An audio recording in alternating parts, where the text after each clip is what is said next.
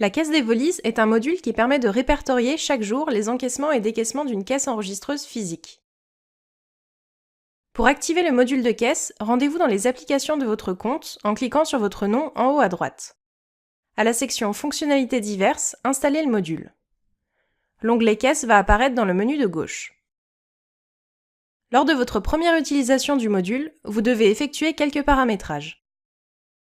Saisissez un nom, la date de la première saisie et le compte comptable et le code journal de caisse si vous avez activé la comptabilité. Une fois ces éléments paramétrés, vous pouvez également ajouter des modes de paiement et personnaliser les classifications de vente par défaut. Vous pouvez créer et paramétrer autant de modes de paiement que vous le souhaitez pour une caisse. Ils sont entièrement personnalisables, c'est donc à vous de déterminer lesquels seront utiles. Un seul mode de paiement existe par défaut et ne peut être supprimé ou désactivé. C'est le paiement en espèces. Il ne reste plus qu'à ajouter un montant en caisse qui correspond au solde à la date de première saisie pour ce mode de paiement. Pour ajouter d'autres modes de paiement, il suffit de cliquer sur le bouton « Ajouter un mode ». À l'ajout d'un mode de paiement, plusieurs champs sont à compléter. Le libellé du mode de paiement, par exemple carte bancaire, American Express, ticket restaurant, etc. Le mode de dépôt, qui diffère selon le mode de paiement. S'il s'agit d'un mode de paiement pour lequel il est nécessaire d'aller faire un dépôt en banque, comme des espèces ou des chèques, il faudra choisir manuel.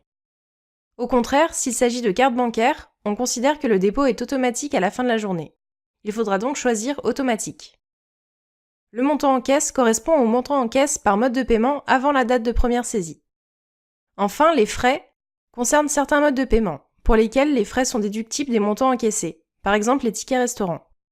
Pour ce type de mode de paiement, il sera nécessaire de cocher la case frais. Vous pouvez également paramétrer des classifications de vente et des taux de TVA collectés par défaut, qui apparaîtront automatiquement à chaque saisie de caisse. Pour cela, cliquez sur le bouton « Ajouter une classification ». Sélectionnez dans le menu déroulant une classification, puis indiquez un taux de TVA collecté sur la même ligne. Une fois les paramétrages terminés, cliquez sur « Enregistrer » en haut à droite de la fenêtre pour finaliser les modifications. Le module se présente sous la forme d'un calendrier. Pour saisir les données d'une journée dans la caisse, il suffit de cliquer sur la date concernée. La date du jour apparaît en jaune sur le calendrier. L'objectif maintenant est d'enregistrer les encaissements de la journée, à la fois par classification de vente, mais aussi par mode de paiement. Si des classifications de vente ont été paramétrées par défaut, elles apparaîtront listées avec les taux de TVA liés. Il est cependant toujours possible d'ajouter des lignes de classification ou d'en supprimer. Indiquez les montants enregistrés par classification de vente dans les champs correspondants. Le montant total apparaît en haut à droite du listing. Les modes de paiement créés au préalable apparaissent sous les classifications de vente. Renseignez les montants encaissés par mode de paiement dans les champs concernés. Le montant total encaissé doit être égal au montant total pour les classifications pour être validé. Depuis la caisse, il est également possible d'enregistrer des factures fournisseurs payées en espèces en indiquant le fournisseur, la classification d'achat, ainsi que le total hors taxe et le total TTC. Les dépôts en banque peuvent aussi être enregistrés au moment de la saisie de caisse. On considère que les modes de paiement automatiques ne nécessitent pas de dépôt en banque. Par exemple ici, c'est le cas des cartes bancaires encaissées pendant la journée. Concernant les modes de paiement paramétrés comme étant manuels, les dépôts en banque sont enregistrés manuellement dans les champs correspondants. Pour les modes de paiement ayant des frais, il est nécessaire de renseigner le montant des frais, le montant de TVA sur ces frais ainsi que le total de la remise. Le montant total des sommes déposées en banque apparaît en haut à droite de la section. Dans la section divers, il est possible d'enregistrer un apport en caisse avec un commentaire, un écart de caisse ainsi qu'une sortie de caisse hors dépenses.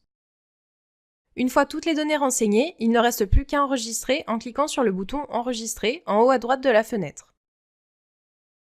Vous avez également la possibilité de joindre un fichier justificatif à cette saisie de caisse en cliquant sur l'icône trombone. Une fois enregistrées, les données apparaissent sur le calendrier de saisie de caisse, catégorisé en vente, achat, dépôt et divers. Vous allez retrouver un certain nombre d'informations sur la caisse sur l'interface suivante. Les montants à déposer en banque, différenciés par mode de paiement, apparaissent en haut à droite de la fenêtre en rouge. Le solde de caisse apparaît dans un encadré bleu en haut à gauche de l'interface. Il est également possible de filtrer les données par période en utilisant le filtre au milieu de la fenêtre. Enfin, il est possible d'éditer les paramètres de la caisse en cliquant sur l'icône crayon en haut à gauche de la fenêtre. À la fin de chaque mois, le bouton Options permet d'exporter un brouillard de caisse mensuel au format Excel ou CSV. Merci à tous d'avoir suivi cette vidéo. N'hésitez pas à vous rendre dans l'aide en ligne pour consulter plus en détail les chapitres qui vous intéressent ou à nous contacter via le support.